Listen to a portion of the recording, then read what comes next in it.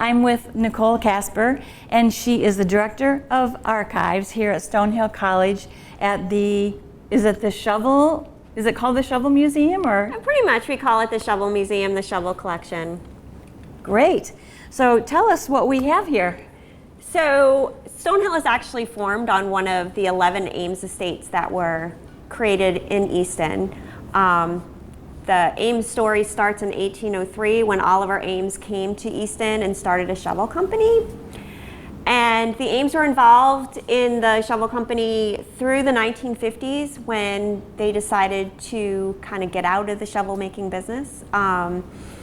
They closed their Easton plant, which was located, you said earlier today you were at the Historical Society, so yes. Right behind the Historical Society was the shovel plant, and that was closed in the 1950s and basically remained closed until 1972 when Arnold Tophius, a developer, bought the property.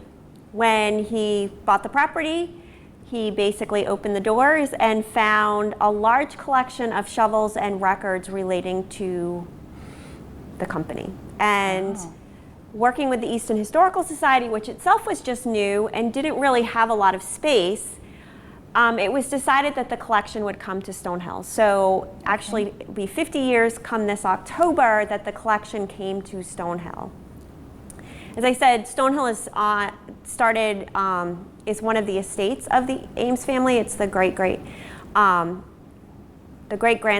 Lothrop Ames, of old Oliver, who started the shovel company, built what was known as Stonehouse Hill House.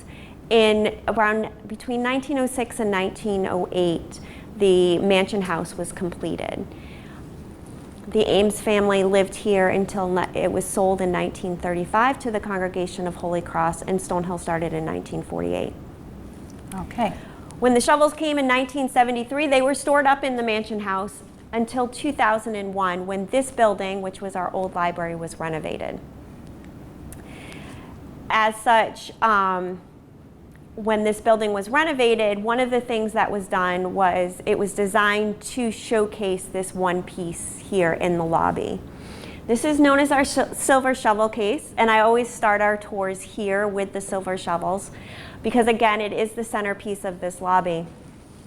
So the Ames family made 60% of the world's shovels in the late 1800s in plants throughout the United States, but again, it was headquartered in Easton. This case was designed by the company in 1876 for the centennial celebration in Philadelphia. So this is our actual shovel collection. Oh. Now that looks like shovels to me. So the company started in 1803 with who we refer to as Old Oliver, but it was Oliver's father, John Ames, who actually made shovels as part of his blacksmithing business. Okay. And it's from there that we kind of see Oliver then deciding, again during the Industrial Revolution, to focus on that one product. This shovel is from 1774 and is John Ames's shovel. So this dates back to 1774. Now, I mentioned that the Ames family got out of the shovel making business in the 1950s. However, the company still does exist today. You can still go and buy an Ames shovel. They're currently headquartered in Chapel Hill. They're part of a larger corporation conglomerate now, but they still date themselves back to this 1774 shovel, which is kind of cool. Is there something about the way that they created their shovels that made them stand out from other companies and made them become the 60% of the 60%. So the Ames are known for what we call their bend in the shovel. So this bend right here has been attributed to the Ames family. As a historian, I can't say that they invented it. I do know that they perfected it over years. We have patents where they created handle bending machines and things like that. With the help of our museum studies class, we have arranged shovels that they thought were interesting. So we have a dandelion spade. Snow shovels were actually wood at the turn of the century with just an iron shoe at the bottom. Okay. Then we have shovels that we have no idea. This very interesting one, which is basically known as the tile spade. However, that's the label, so we don't know if that's actually used in tiling or if that was just the label. So the Ames family, one of the ways they remained competitive or was that they did merge with several people. So you'll see, these are some of their advertisement things. This is the typical handle. So this is where you get a wooden D handle. So a wooden D handle, this is known as a wooden D handle. Okay. You start with a piece of wood that is then carved into this.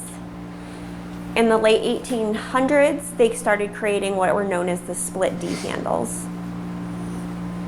And then took that into creating more what we know as the armor D. Everything's a D. Okay, because it looks like a D. Because it looks like a D. Although I call this one the Y, but I've been told no. Why? Ha, kidding. Looks like a Y. Most of the shovels are arranged, if you go through, you'll just see them. They're arranged by blade type, so whether they're a flat blade shovel, they're a rounded blade shovel, depending on the handles. So I mentioned that there are wooden D handles, there are split D handles, armor D handles, and then there are just straight handles as well. We're so thankful for this tankful, sponsored by Alltown Fresh.